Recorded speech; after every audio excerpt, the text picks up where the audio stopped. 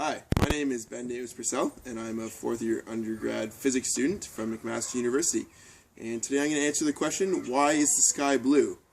So this is sort of much simpler than we might think. It does involve some interesting physics. So first off, the composition of the atmosphere. If we look at Earth, we can draw Earth as this ball here, and then the sky is something in between the sun and the earth. Obviously, these are not drawn to scale.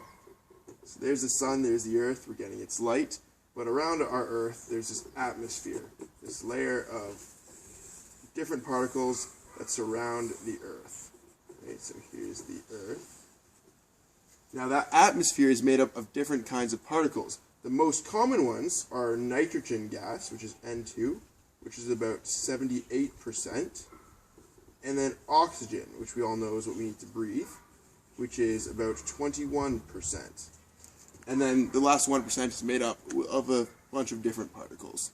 So together, this is what makes up most of the atmosphere. So when light travels from the sun to the earth, it has to go through nitrogen and oxygen along with the other particles before we see it. So the sky is what we see in this atmosphere in between. So what happens when light travels is that it travels in different wavelengths. So we can have invisible light, we can have red light, which is at one end of the spectrum. If you think of a rainbow, most people have heard of Roy G. Biv. So you have your red, that's what the first part stands for, and you move over Roy G, and you get to the B, which is blue. So you have red and blue light. Now, red light has a longer wavelength. So light travels in waves, and the longer wavelength is red light, of light that we can actually see.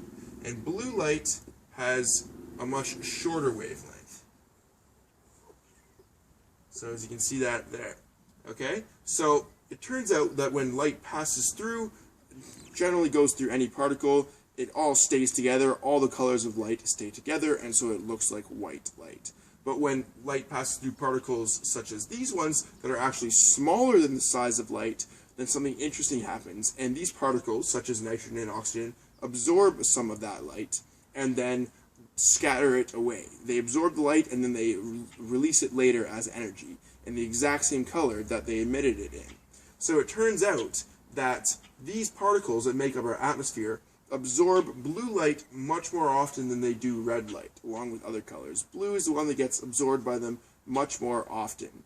And so once they absorb the blue light, they then re-emit the blue light in every direction, coming off from what we see in the atmosphere. So there's constantly being blue light emitted from all these particles in what we would call the sky, but no other particles. There's much more blue light being re-emitted. And that is something called Rayleigh scattering, named after a great English physicist, Lord John Rayleigh, who discovered this in 1870. And that is the reason the sky is blue, because this color of light that gets absorbed and then re-emitted by the particles that make up our atmosphere most frequently is blue light. Hope that answers your question.